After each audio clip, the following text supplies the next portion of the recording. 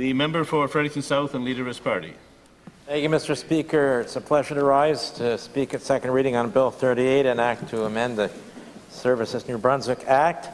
It's interesting, Mr. Speaker. This does raise, to me, lots of questions about the governance of Service New Brunswick and the makeup of the board.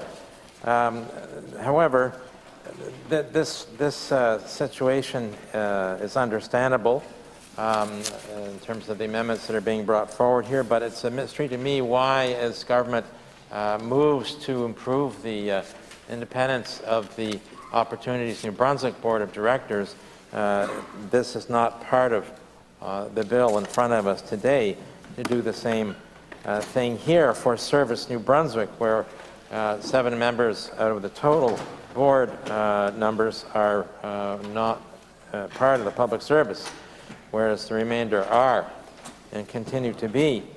And it's not that easy to find out who actually sits on the board. If a citizen wished to look for the names of the directors, they would be hard-pressed to do so on the website.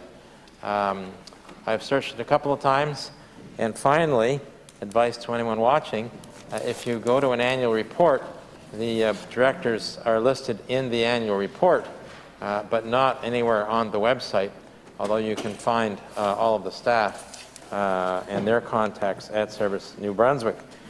So there's some issues around transparency with respect to those in charge of governance in terms of enabling those they're supposed to serve to be able to reach them, and that needs to be fixed.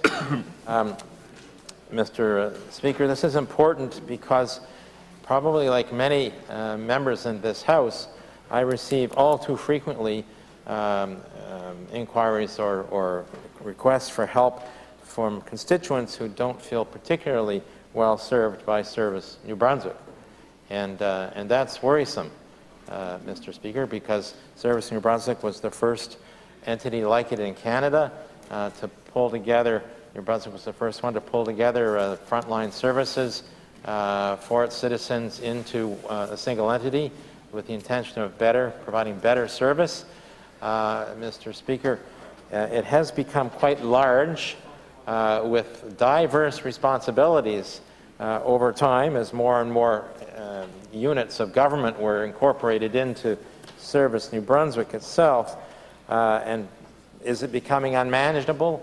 I don't know. It's a question around, I guess, in part governance, Mr. Speaker, and at committee certainly have lots of questions about governance of Service New Brunswick in the context of these amendments.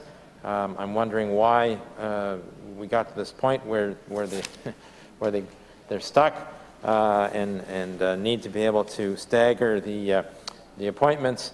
And perhaps part of the problem there is the Act does allow someone to stay in their position despite the expiry of their term, which is perhaps a bit unusual, and maybe that's something we can talk about.